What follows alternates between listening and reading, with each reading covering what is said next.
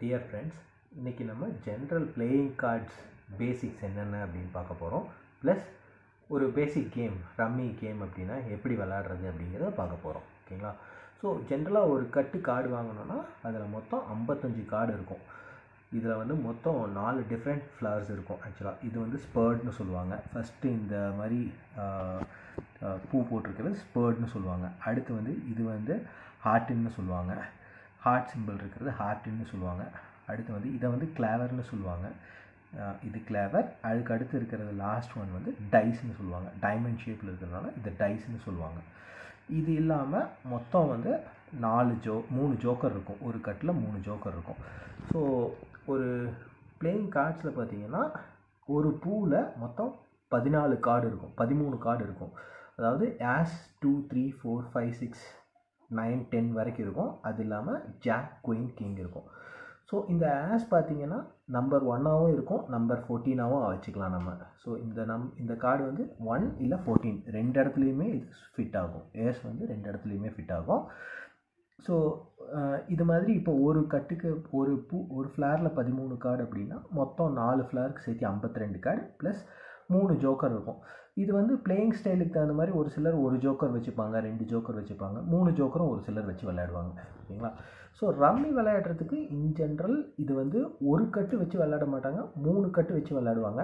3 கட்டு என்ன பண்ணுவாங்கன்னா 3 கட்டு மொத்தமாக ஒரு 3-4 பேர் விளையாடுறாங்க அப்படின்னா 3 கட்டு வச்சுப்பாங்க. இதில் ரம்மி விளையாடுறதுக்கு எப்படி விளையாடுவாங்கங்கிறத நான் என்னென்ன பேசிக் கான்செப்ட்ஸு என்னென்ன லாஜிக்ஸுங்கிறத சொல்கிறேன்.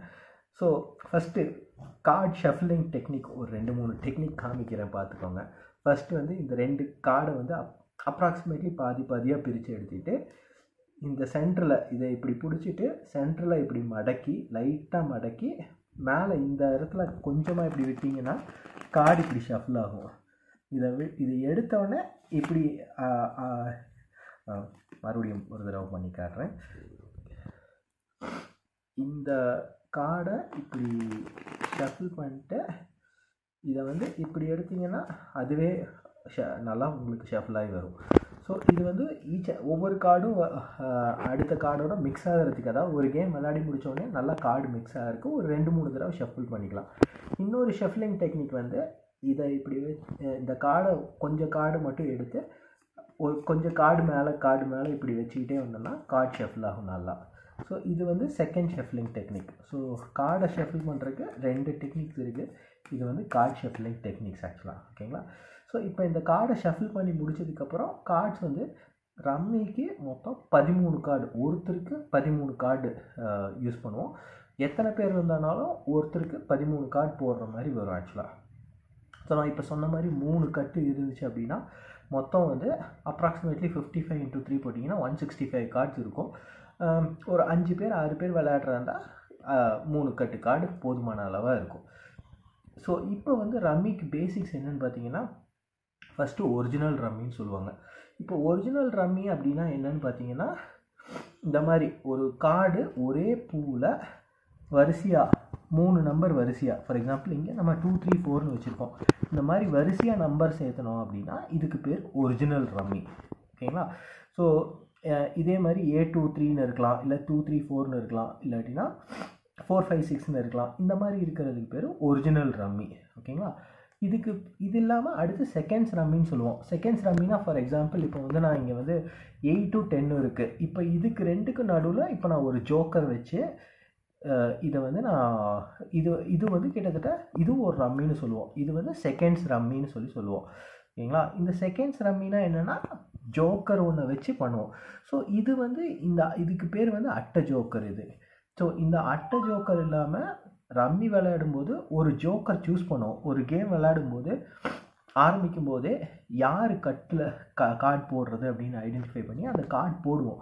போட்டு முடித்தோடனே அவங்களே வந்து ஒரு ஜோக்கர் சூஸ் பண்ணி வைப்பாங்க, ஒரு நம்பரை ஜோக்கராக சூஸ் பண்ணி வைப்பாங்க. இப்போ அந்த நம்பரை வந்து எந்த பூவில் இருந்தாலும் எடுத்து இங்கே ஜோக்கராக வச்சுக்கலாம் ஆக்சுவலாக. ஸோ இப்போ 8, இப்போ ஃபார் எக்ஸாம்பிள் இப்போ வந்து நான் 5ங்கிற கார்டு 5ங்கிறதா ஜோக்கர்னு வச்சுருக்கேன்னு வச்சுக்கோங்களேன். 5ங்கிற கார்டு இந்த அட்டை ஜோக்கருக்கு பதிலாக இப்போ 5ங்கிறது வைக்கலாம். ஃபார் எக்ஸாம்பிள் இந்த 5ஏ வந்து எனக்கு இந்த பூவில் தான் இருக்கணும்னு அவசியம் இல்லை. இப்போ இதுக்கு பதிலாக எனக்கு வந்து வேறு இப்போது டைமண்ட் 5 இல்லாமல் இப்போ ஸ்பர்ட் 5 இருக்குன்னா நான் ஸ்பேர்ட் 5 வச்சனாலும் இது வந்து செகண்ட் ரம்மின்னு தான் கவுண்ட் ஆகும் ஆக்சுவலாக. ஸோ ஒன்று அட்டை ஜோக்கர், இல்லாட்டினா ஜோக்கர் கார்டு எடுத்த இதில் எந்த கார்டு எடுத்தோமோ அந்த கார்டை வந்து ஒரு கார்டுக்கு பதிலாக வச்சுக்கலாம். ஸோ இது நடுவில் தான் வைக்கணுமா? இல்லை, நான் இப்போ 8 9 இருக்குது அப்படின்னா 8 9 10க்கு பதிலாக கூட நான் இதை வச்சுக்கலாம். ஸோ இப்போ எனக்கு 8 9 இருக்குது, 7க்கு பதிலாக இல்லை 10க்கு பதிலாக ஒரு ஜோக்கரை நான் வச்சு காமிச்சிக்கலாம். ஸோ இதுக்கு பேர் செகண்ட் ரம்மி. ஸோ இந்த லாஜிக்கு இப்படி வச்சு விளையாடுறது வந்து ஒரு இதை ஆரம்பிக்கணும்னா ஒரு ஒரிஜினல் ரம்மி ஒரு செகண்ட்ஸ் ரம்மி கண்டிப்பாக இருக்கணும். செகண்ட்ஸ் ரம்மி வந்து ஒரிஜினலாகவே கூட இருக்கலாம். ரம்மி விளையாடும்போது ஒரு ஒரிஜினல் ஒரு செகண்ட்ஸ் கண்டிப்பாக இருக்கணும். இந்த செகண்ட்ஸ் வந்து இப்படி இல்லாமல் எனக்கு 8 9 10 ரெண்டு ஒரிஜினலாக வைக்கிறேன் அப்படின்னா இதையும் செகண்ட்ஸ்னு அக்செப்ட் பண்ணிப்பாங்க. ஸோ ஒரு ஒரிஜினல் ஒரு செகண்ட்ஸ் அது கண்டிப்பாக இருக்கணும். இந்த ரம்மி விளையாடும்போது நான் எனக்கு எல்லாமே ரம்மியாக வச்சுக்கலாம். ஸோ இப்போ நான் சொன்ன மாதிரி 13 கார்டு மொத்தம் இருக்கும். ஸோ இந்த மாதிரி 3 3 அதுக்கடுத்து இன்னொரு 3 ப்ளஸ் 4 கார்டு மொத்தம் வந்து இந்த 13 வந்து 3 + 3 + 3 + 4 அப்படின்னு பிரித்து வச்சுக்கணும்.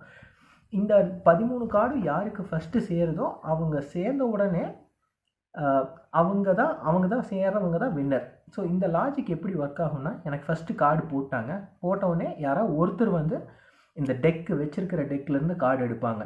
ஸோ இப்போ எனக்கு மொத்தம் கார்டு வந்துருச்சு.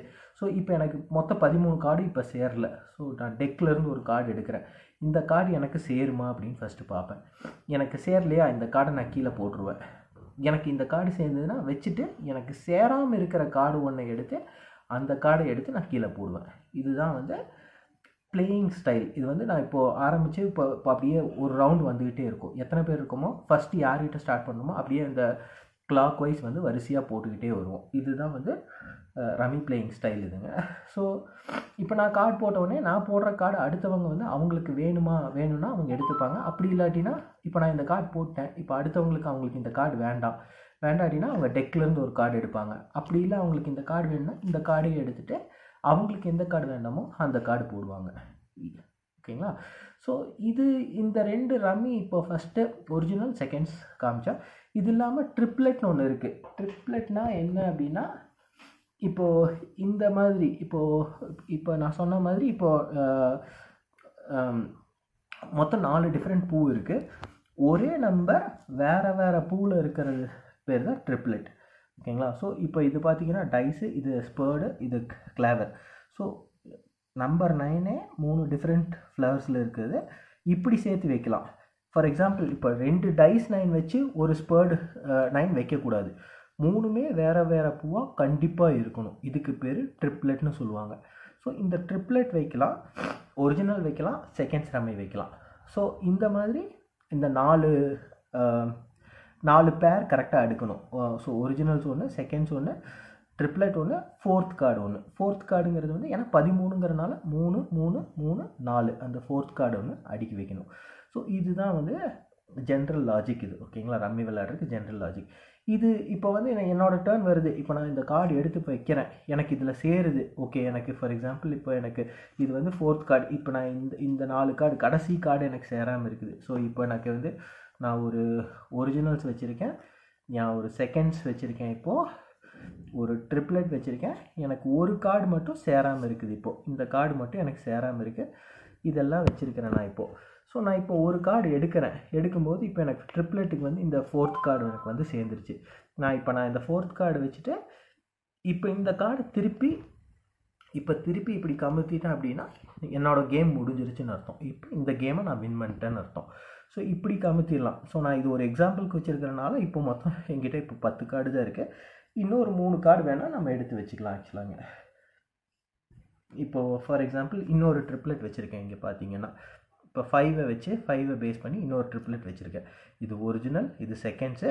இது இல்லாமல் நான் ஒரிஜினலாகவும் இன்னொன்று வச்சுக்கலாம், ஒரிஜினல் ரம்மியாகவும் வச்சுக்கலாம், ட்ரிப்ளெட்டாகவும் வச்சுக்கலாம், செகண்ட்ஸாகவும் வச்சுக்கலாம். ஒரிஜினல் ஒன்று கண்டிப்பாக இருக்கணும்.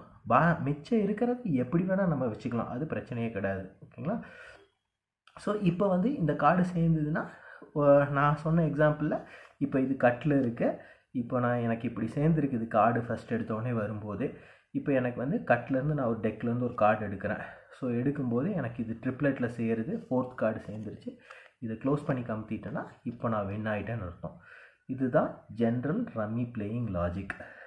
ஸோ இது ரம்மி வந்து நான் ரொம்ப இன்டென்ஸாக விளையாடுறவங்க எப்படி விளையாடுவாங்க அப்படின்னு பார்த்தீங்கன்னா, ஃபார் எக்ஸாம்பிள் இப்போ என்ன பண்ணுவாங்கன்னா, எடுத்தோடனே இந்த கட்டிலிருந்து கார்டு எடுக்க சொல்லுவாங்க. அதாவது இப்போ ஷஃபில் பண்ணி முடிச்சுட்டு இந்த கட்டை இப்படி ஸ்ப்ரெட் பண்ணி விட்டு இதுலேருந்து ஒரு கார்டு எடுக்க சொல்லுவாங்க. இப்போ நான் இது ஒரு கார்டு எடுக்கிறேன், 7 ஒரு கார்டு எடுக்கிறேன். இப்போ வந்து பாப்பா ஒரு கார்டு எடுக்க போகிறாங்க. ஸோ அவங்க என்ன கார்டு வருதோ அதை பேஸ் பண்ணி அந்த ஆர்டர் உட்காரணும் சொல்லுவாங்க. இதுங்க இப்போ வந்து அவங்க 8ன்னு எடுத்துட்டாங்க, அவங்க 8 நம்பர் கார்டு எடுத்துட்டாங்க. அப்போ அவங்க என்னை விட பெரிய நம்பர் கார்டு எடுத்துருக்காங்க. ஸோ அந்த பெரிய நம்பர் கார்டு எடுத்தவங்க ஃபஸ்ட்டு எங்கே உட்கார்றதுன்னு டிசைட் பண்ணுவாங்க. ஸோ அவங்க உட்காந்ததுக்கப்புறம் சின்ன நம்பர் கார்டு இருக்கிறாங்க. ஃபார் எக்ஸாம்பிள் இப்போ எங்கள் ஒய்ஃப் ஒரு கார்டு எடுக்கிறாங்க. அவங்களோட கார்டு வந்து இப்போது 5 இருக்குதுன்னு வச்சுக்கோங்க, டைஸ் 5 இருக்குது. ஸோ இப்போ 5 எடுத்தாங்க அப்படின்னா அவங்க தான் இப்போ கம்மியான நம்பர். ஸோ அவங்க வந்து 8க்கு ரைட் சைடில் உட்காரணுமா லெஃப்ட் சைடில் உட்காரணுமா அவங்க டிசைட் பண்ணுவாங்க. அதுக்கு தகுந்த மாதிரி இன்னொரு நம்பர் உட்காருவாங்க. ஆக்சுவலாக இப்போ என் பையன் ஒரு கார்டு எடுக்கிறாங்க, பையனுக்குன்னு வச்சுக்கோங்க. அவங்க வந்து இப்போ 10 எடுக்கிறாங்க. இப்போ பெரிய கார்டு வந்து இப்போ 10 தான். 10க்கு பக்கத்தில் ஒய்ஃப் வந்து இப்போ 5 இந்த பக்கமாக டிசைட் பண்ணுவாங்க. இப்போ இந்த பக்கம் 5 உட்காருதுன்னு டிசைட் பண்ணிட்டாங்கன்னா 7 இங்கே வரும், 8 இங்கே வரும். ஸோ இந்த 2 கார்டு தான் டிசைடிங் அத்தாரிட்டி. ஃபஸ்ட்டு கார்டு எடுக்கிறவங்க எங்கே உட்காரணும்னு சொல்லுவாங்க. அடுத்தது லோவஸ்ட் கார்டு எடுக்கிறவங்க எந்த பக்கம் உட்காரதுன்னு டிசைட் பண்ணுவாங்க. மிச்ச கார்டெல்லாம் அந்த ஆர்டரில் அவங்க உட்காருவாங்க. ஸோ இதுதான் ஜென்ரலாக. ஏன்னா வந்து இது பியூர்லி லக் பேஸ்டுன்னு சொல்கிறனால, ரம்மிங்கிற கார்ட்ஸுங்கிற வர்றது வந்து லக் பேஸ்டுன்னு சொல்கிறனால இது வந்து ஒரு கன்ஃபியூஷன் இல்லாமல் ஒரு ஸ்டாண்டர்ட் ப்ராசஸாக இப்படி உட்கார்றதுக்கு இது ஹெல்ப் பண்ணும் ஆக்சுவலாங்க. ஓகேங்களா?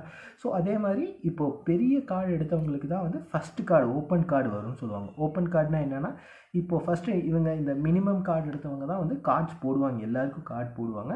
போட்ட உடனே இந்த டெக்லேருந்து யார் கார்டு எடுக்கிறது, ஃபஸ்ட் எடுத்தோடனே யார் கார்டு எடுக்கிறதுன்னு சூஸ் பண்ணுறவங்க இந்த பெரிய கார்டு எடுத்தவங்க தான் வந்து டெக்லேருந்து கார்டு எடுப்பாங்க. ஸோ இந்த 13 கார்டு போட்டு முடித்த உடனே ஓப்பன் கார்டுன்னு ஒன்று போடுவாங்க. ஸோ இந்த ஓப்பன் கார்டு போட்டாங்கன்னா இந்த பெரிய நம்பர் இருக்கிறவங்க இந்த ஓப்பன் கார்டு வேணுமா வேண்டாமா டிசைட் பண்ணுவாங்க. அப்படி இல்லாட்டினா இந்த டெக்லேருந்து கார்டு எடுத்துப்பாங்க. ஸோ இதுதான் வந்து ரம்மி பிளேயிங் லாஜிக். இது ஜென்ரலாக கார்ட்ஸில் ரம்மி இப்படி தான் விளையாடுவாங்க. இன்கேஸ் நீங்கள் வீட்டில் இந்த மாதிரி ஹாலிடே டைமில் இதுலலாம் நீங்கள் குழந்தைங்க கூட கொஞ்சம் நேரம் டைம் ஸ்பெண்ட் பண்ணணும்னு நினச்சிங்கன்னா இந்த மாதிரி கார்ட்ஸ் வாங்கி நீங்கள் சும்மா கேஷுவலாக டைம் ஸ்பெண்ட் பண்ணலாம், விளையாடலாம். ஸோ ஹோப்ஃபுல்லி இந்த வீடியோ உங்களுக்கு யூஸ்ஃபுல்லாக இருக்கும்னு நினைக்கிறேன். இந்த வீடியோ உங்களுக்கு பிடிச்சிருந்துச்சுன்னா லைக் பண்ணுங்கள், ஷேர் பண்ணுங்கள், சப்ஸ்கிரைப் பண்ணுங்கள். தேங்க்யூ.